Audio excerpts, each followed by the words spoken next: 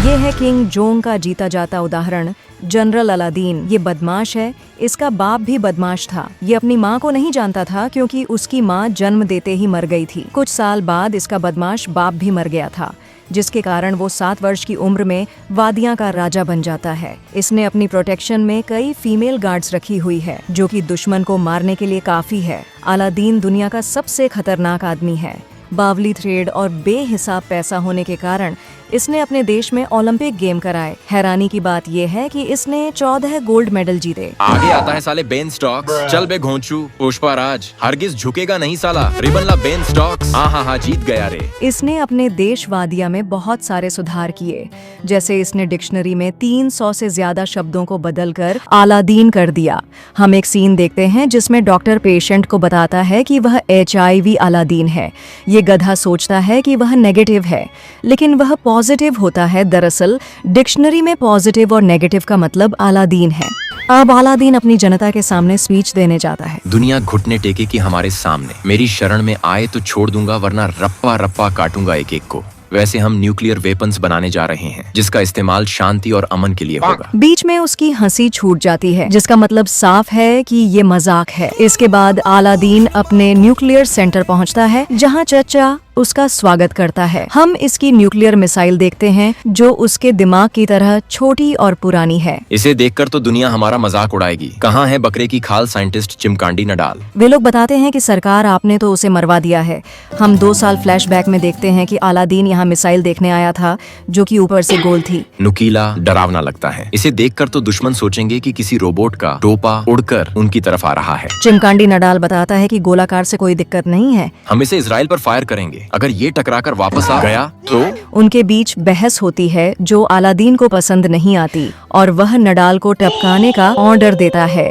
Aladdin को लगता है कि ये साइंटिस्ट उसकी याददाश्त पर शक कर रहा है, इसलिए उसको भी मरवा देता है। चचा कहता है कि क्यों न हम यूनाइटेड नेशंस को बता दे कि हमारे पास कोई भी न्यूक्लियर वेपन्स नहीं है, जिससे वह प्रतिबंध हटा देंगे और हम सरसों का तेल एक्सपोर्ट कर सके। अबे मेरे अब्बू ने मुझसे वादा लिया था कि वादियां का सरसों का तेल कभी भी नहीं बेचा जाएगा। अलादीन अपने महल वापस आता है, जहां एक आदमी उसे शूट कर देता है। हमें पता चलता है कि वह अलादीन का डुप्लीकेट था और अब उन्हें एक नया डुप्लीकेट चाहिए। अलादीन चला जाता है। चचा फोन करके कहता है कि तुमने गलत आदमी को मार दिया। ये बेवकूफ अलादीन अभी भी जिंदा है। अब डुप्लीकेट की तलाश में सेना के कुछ बेहतरीन जवान जाते हैं और इस बकरी चोर को उठाकर अलादीन के सामने पेश करते हैं। मुझे तो ये आदमी बिल्कुल बेवकूफ लग रहा है। चचा कहता है इस बेवकूफ का असली काम सिर पर गोली खाना है। अलादीन खुश होकर तो ठीक है, फिर इस नमूने को इसका काम समझा दो, मैं चला सोने। रात में अलादीन एक हॉलीवुड एक्ट्रेस के साथ होता है और उसके रेट के हिसाब से पेमेंट करता है।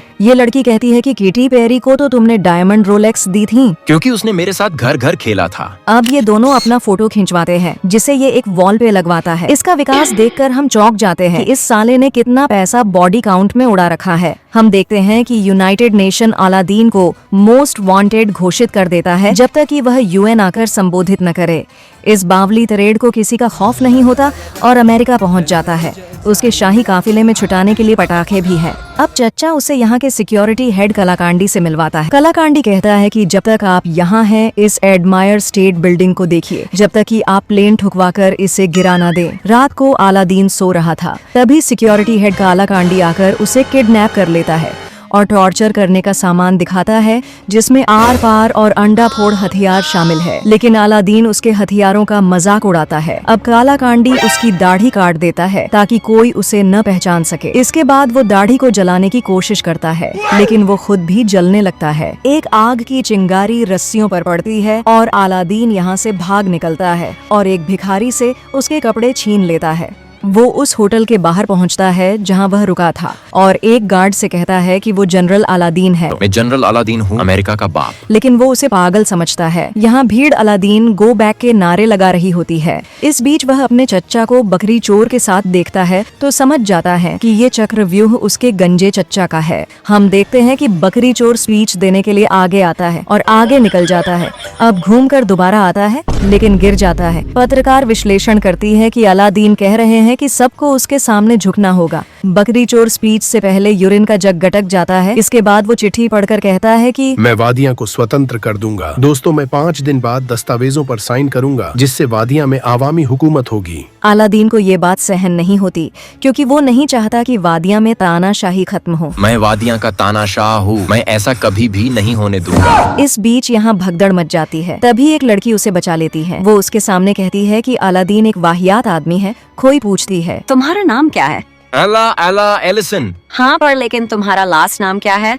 अलादीन एक बोर्ड पढ़कर बोलता है, बर्गर्स। अब रास्ते में झटके लगते हैं तो वो खोई को पकड़ लेता है। एलिसन बर्गर्स, क्या तुम अपना हाथ मेरी ब्रेस्ट से हटाओगे? अच्छा, ये ब्रेस्ट है, मुझे तो लगा चेस्ट है। मतलब मैं सोचा कि तुम लड़का हो।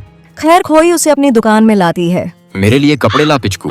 अब वो बाथरूम में लड़की वाली ड्रेस पहनकर आता है। वो पूछता है कि क्या तुम असॉल्ट राइफल्स बेचती हो? खोई को लगता है कि वह मजाक कर रहा है। ये कालिया कौन है? खोई कहती है कि वो सूडान कबीले से आया है। वो कालिया से पूछता है कि क्या तुम आज 5 बजे तक चाइल्ड शोल्डर्स ला सकते हो? कालिया बोला नहीं। इसी बीच खोई टाइम आउट करती है।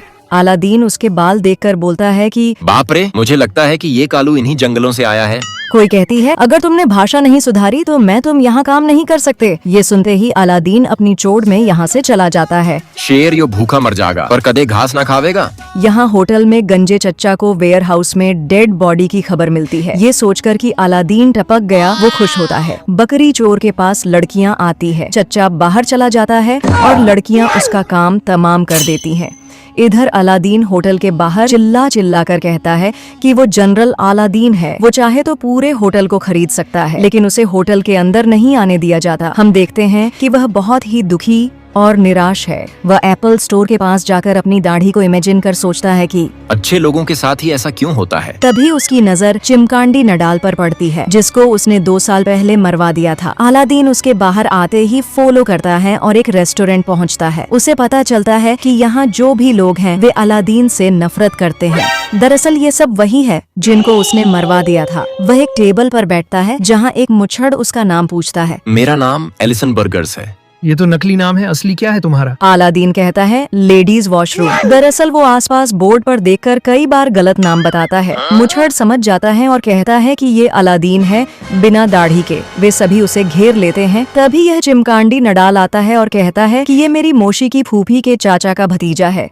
सभी लोग पीछे हट जाते हैं। अलादीन पूछता है कि तुम जिंदा कैसे हो? चिमकांडी बताता है कि हर वो इंसान जिसको आपने मौत की सजा सुनाई थी सब जिंदा है। तुम्हें मेरी मदद करनी होगी वापस सत्ता में आने के लिए। चिमकांडी एक शर्त पर उसकी मदद करने के लिए तैयार हो जाता है कि वो उसे न्यूक्लियर रिसर्च का हेड और गोलाकार मिसाइल बनाने देगा। अलादीन को नुकीली मिसाइल पसंद होती है, लेकिन ना चाहते हुए भी वो उसकी बात मान लेता है। अगले दिन में इस होटल के पास जाते हैं। नडाल कहता है कि बिना एंट्री पास के वे अंदर नहीं जा सकते। तभी उनकी नजर खोई पर पड़ती है, जो यहाँ कैटरिंग का काम संभालती है, और उसके पास एंट्री कार्ड भी था। तो वे लोग प्लान बनाते हैं कि अलादीन उसके पास काम करेगा और एंट्री पास के जरिए हुए लोग अंदर जा सकेंगे। इसके बाद अलादीन खोई के पास जाकर माफी मांगता है और कहता है, वैसे तो मुझे तुम्हारी शक्ल अच्छी नहीं लगती, पर मुझे बाद में रियलाइज हुआ, और उस दिन जो मैंने जोक मारे थे वे मुझे बाद में जोर जोर के लगे। खोई उसे एक और मौका देती है और अलादीन यहाँ सफाई कर्मचारी बन जाता है और इस काम को करने में अपनी वह जी जान लगा देता है। चिमकांडी नडाल और अलादीन दोनों टूरिस्ट की तरह हेलीकॉप्टर की सवारी पर जाते हैं, लेकिन उनका मकसद होटल को ऊपर से देखना होता है ताकि अंदर जाते वक्त कोई प्रॉब्लम न हो। अलादीन गलती से बोल देता है कि मैं हवा में पहली बार नहीं हूँ, मैं कई फाइटर प्लेन चला चुका हूँ। बिन लादेन की तरह मेरा भी सपना है कुछ बिल्डिंग में प्लेन क्रैश करना। ये सुनकर पायलट डर जाता है और इसके बाद दोनों को जेल हो जाती है। अगले दिन खोई वहाँ आती है, जो अलादीन के फेवर में बात करती है कि वह कुछ और कहना चाहता था। खोई पूछती है कि क्या अपने काम की फिक्र करना जुल्म है? यहाँ का पता नहीं वादियाँ में है। इसके बाद वो उसकी बेल करा देती है। खोई ने उसके लिए ये सब किया, इसीलिए वो उसकी तरफ अट्रैक्ट होता है। वो खोई के पास जाता है और कहता है कि मैं तुम्हें एक गिफ्ट देना चाहता हूँ। खोई बोली, क्या? वो नीचे की ओर इशारा करके स्टाइल मारता है। खोई एकदम से मना कर देती है कि नहीं, मैं ऐसा बिल्कुल नहीं कर सकती। लेकिन मुझे इसकी जरूरत है, अभी की अभी। देखो, तुम्हें ये खुद ही करना होगा। क्या बात कर रही हो? तुम खुद को छूती हो क्या? मैं तो खुद को नहीं छूता। दरअसल अलादीन ने पहले कभी खुद को नहीं छुआ, इसलिए खोई उसको गाइड करती है। जब अलादीन को समझ आया तो उसकी खुशी का कोई ठिकाना नहीं था। वो सबको बताता है कि उसने आविष्कार कर लिया है। अब उसको लत लग जाती है, वो रात दिन यही सब में बिताता है। तभी चिमकांडी नडाल का फोन आता है। वो पूछता है कि तुम क्या कर रहे हो। अलादीन उसे अपनी खोज के बारे में सारी बात बताता है। ये खोज तो कमाल की है। अब से मुझे रोलेक्स डायमंड देने की जरूरत नहीं, मुझे किसी की जरूरत नहीं। आप क्या मजाक करते हो? इस बारे में सबको 12 साल की उम्र में पता चल जाता है। तो फिर ये बात मुझे किसी ने बताई क्यों नहीं? चिमकांडी मुद्दे पर आता है कि तुम्हें एक नकली दाढ़ी पहननी होगी ताकि तुम होटल में अदला बदली कर सको। अलादीन मना कर देता है कि नहीं, उसे महान शख्स की असली दाढ़ी ही चाहिए। इधर हम बकरी चोर को देखते हैं जो टीवी पर बकरी देख रहा था, लेकिन चच्चा चैनल चेंज कर देता है। तभी उसकी नजर एलिसन बर्गर्स की गिरफ्तारी न्यूज पर पड़ती है। चच्चा पहचान जाता है कि ये तो अलादीन है जो अभी भी जिंदा है। वो तुरंत उसको मारने के लिए लटकंडी को भेजता है। वो उसकी दुकान में जाकर बैंड बजा देती है। दुकान में काफी तोड़फोड़ हो जाती है, लेकिन अलादीन की किस्मत अच्छी थी कि वो बच जाता है। सुबह खोई एक डीलर के साथ आती है।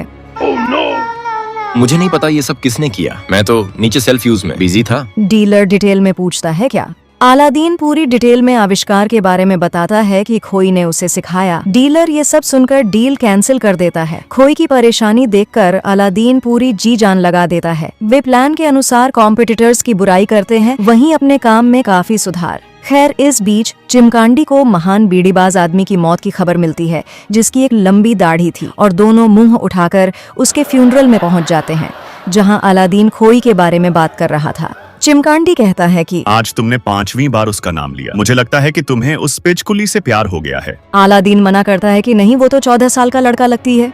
अब ये किसी तरह से उस मरे हुए बूढ़े के पास जाकर मुंडी को ही काट लेते हैं और यहाँ से रफू चक्कर हो जाते हैं। हम देखते हैं कि ये बावली तरेड़ उठते बैठते समय चिमकांडी को बीड़ीबाज की मुंडी से डराता है, और तो और वो इस मुंडी को दूसरों के स्टोर में सजा देता है।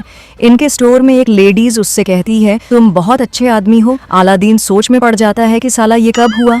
तभी यहाँ एक औरत को प्रेगनेंसी का दर्द शुरू हो जाता है और उसके पास ज्यादा समय नहीं था कि हॉस्पिटल ले जा सके। अलादीन को ज्यादा कुछ अनुभव तो नहीं होता, लेकिन उसकी मदद करता है। लेकिन पागल हरकतें यहाँ भी होती है। वो अपना फोन अंदर ही भूल जाता है, लेकिन खोई की मदद से बच्चे को बाहर निकल देता है। अरे बेस्ट डॉग्स की चप्पल, साला ये तो लड़की है। माफ करना, इसको तो डस्टबिन में फेंकना होगा। अरे नहीं, हमें ये बच्चा चाहिए। अब रात को हम अलादीन और खोई को देखते हैं। खोई अपने प्यार का इजहार करती है और दोनों बहुत करीब आ जाते हैं, लेकिन इससे पहले अलादीन उसे अपनी सच्चाई बताता है कि वो जनरल अलादीन है। खोई को विश्वास नहीं होता, इसीलिए वो अपने ऊपर दाढ़ी लगाता है। वो ये भी बताता है कि ये दाढ़ी उसने किसी का सिर काट के ली है। खोई समझ जाती है कि वो उसके पास सिर्फ होटल एंट्री पास के लिए आया था और उसे भगा देती है। जब अलादीन सड़कों पर घूम रहा है, वह टीवी पर देखता है वादियां के लोग उसके जाने से बहुत खुश हैं और वे अपने देश में तानाशाही नहीं चाहते। अब ये सब देखने के बाद वो अपने आप को दुनिया में सबसे अकेला आदमी महसूस करता है। अलादीन को लगता है कि वह किसी को पसंद नहीं, इसलिए उसने फैसला किया कि वह अपनी जान दे देगा। फिर वो पुल से कूदकर अपनी जान देने वाला होता है। तभी वहाँ चिमकांडी आता है। अरे आप अपनी जान देने जा रहे हैं, वो भी चप्पल पहनकर? क्यों, इसमें क्या बुराई है?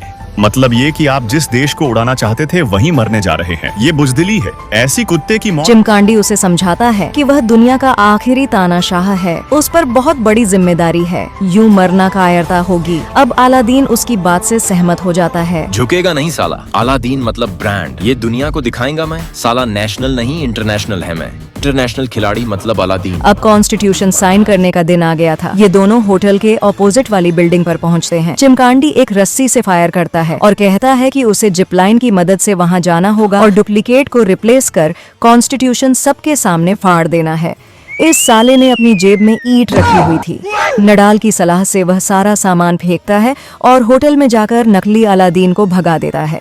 इसके चचा को शक भी नहीं होता और अलादीन उस मंच पर जाता है। प्लान के मुताबिक वो नया संविधान पढ़ने की बजाय उसे फाड़ने लगता है। चचा उसको रोकता है, लेकिन अलादीन सबको बताता है कि इस गद्दार ने उसे मारने की कोशिश की और दाढ़ी भी कटवा दी। अब चचा को गिरफ्तार कर लिया जाता है। अब अलादीन संविधान फाड़ देता है, कहता है कि वादियां में हमेशा तानाशाही रहेगी। वादियां का बाप हूँ मैं।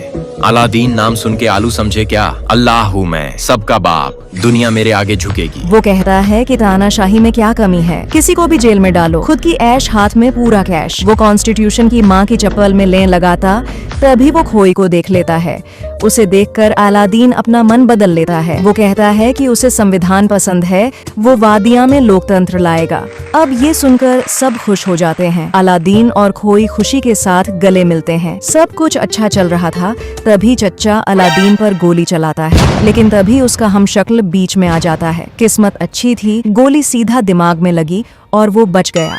अब 1 साल बाद वाडिया में इलेक्शंस होते हैं और ये इलेक्शन जनरल अलादीन जीत जाता है, वह भी 99% वोट से। वैसे हम जानते हैं इतनी वोट का कारण, लेकिन आज खास बात ये है कि अलादीन और खोई की शादी है। शादी के दौरान वह उसे बताती है कि वह एक जूइश है। अलादीन को ये बिल्कुल पसंद नहीं आता और टाइम होने पर उसे टपकाने को कहता है। मतलब साफ है कि ये साला डिक्टेटर का डिक्टेटर ही रहेगा।